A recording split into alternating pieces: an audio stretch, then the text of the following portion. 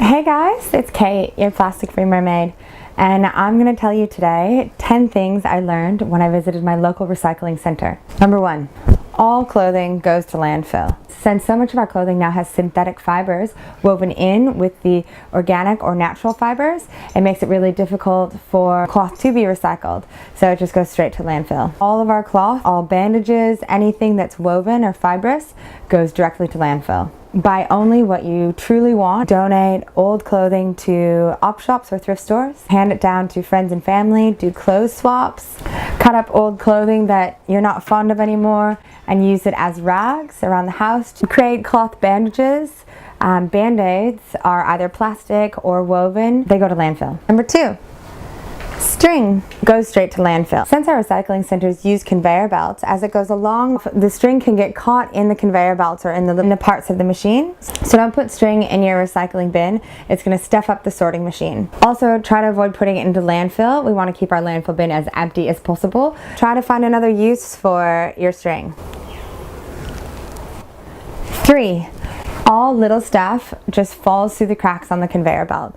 So if you really want your little stuff to get recycled, put it in something. Try and contain it, otherwise it's just going to get blown with the wind off the conveyor belt or drop out the sides and just create trash and clutter and mess at our recycling centers and probably not make it to its next lifetime as a recycled product. 4. Bag up like with like.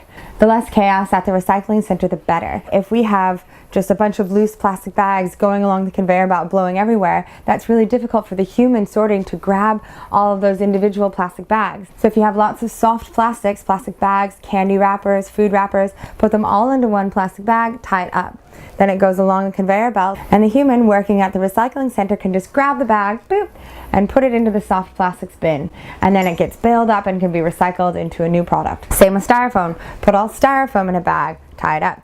Put your paper scraps, all pieces of paper, into a paper bag, tie up the handles. So do your mini sort at home, just making it easier on the team at the recycling center. 5. There are some things that I didn't realize were recyclable, like plastic luggage tags. You can recycle these soft plastics in our region. Check with your local council to see what you can and cannot recycle. 6. This is a big one.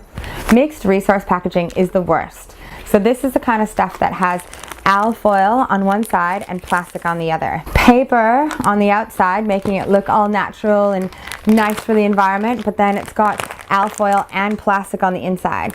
So this is so difficult for our recycling center to turn into another product when it has to separate out all of these different materials. We just don't have the technology to do this yet. Whilst there's a lot of yummy products that get packaged in these sorts of wrappers, just try to avoid purchasing them because they go straight to landfill. It also stuffs up the recycling process because the machine might detect paper and then realize that it's not just paper. Get in touch with your favorite products that come packaged like this and give suggestions for simpler packaging. 7. Try not to throw any food scraps in your landfill. It's just going to make it sticky, messy, gross. Once it gets to the landfill, the food scraps break down amongst all the plastic and other gross stuff that can't be recycled. It emits methane, which is one of our greenhouse gases, which we definitely want to avoid putting any more greenhouse gases into our atmosphere. So don't put food scraps into your landfill. Yes, we eat a lot of food, I understand. Try to minimize your food waste. Buy only what you need, buy only what you're going to eat. Try to have a backyard compost. Have a little container by the sink or by your chopping block.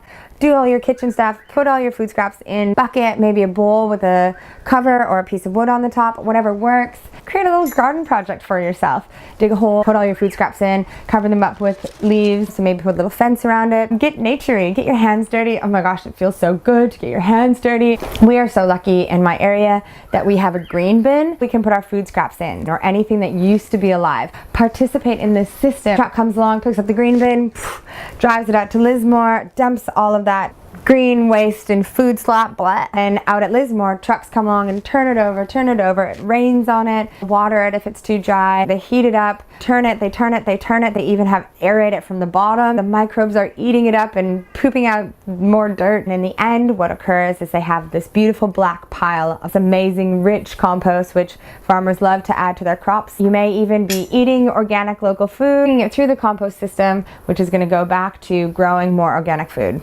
Beautiful. Love it. Just make sure to avoid food scraps in the landfill, please. 8. So all of our recyclable items are going to the recycling center to be sorted out into various resources, which are then sold to other manufacturers to try to be made into recycled products. And the prices of these resources on the global market are constantly changing. So we have to think of our recyclables as resources instead of just stuff to be put in the bin. So don't put the burden on our local recycling center to have to move these products, because if they don't sell, they just sit there. So take the burden off our local recycling centers to have to sell these on the global waste market. What? 9. Aim for an empty trash bin. Our landfill is just a pit in the land that we fill with trash. Crap. Filling our land with crap? That's silly. That's actually more than silly. That's insane, considering we're freaking out about our population exploding and not knowing where to put all the people. Since we're freaking out and cutting down rainforests to herd cattle, we need this land to grow food for all these people. Delicious plant food. Why would we just fill up land with trash? If we were using our noggins, we wouldn't. Let's try to put the trash can out of business. So I challenge you, try not to use your trash bin. Engage your housemates, your family, your friends, your coworkers to an empty trash bin contest. Whoever wins gets a prize. Part of this, you're gonna have to recycle more. So do your little mini sort at home. Then you just pop all those resources or recyclables in your bin. Boom, easy. And what's in your landfill? Nothing. 10. If you reuse stuff and you just bring your own bottles and cutlery and containers, then you're not going to create any waste at all, and you won't have to worry about any of this stuff. So that's really what we're aiming for, is just to create less trash so we don't have to worry about any of this. Go zero waste and have zero worries. So I hope this is helpful, you guys. Definitely, if you have any questions, get in touch with your local council. Get in contact with your local recycling center directly. These people want you to participate in their system. They've gone to the effort to create a system, so now get involved, participate, and work towards an empty trash bin and eventually work towards an empty recycling bin.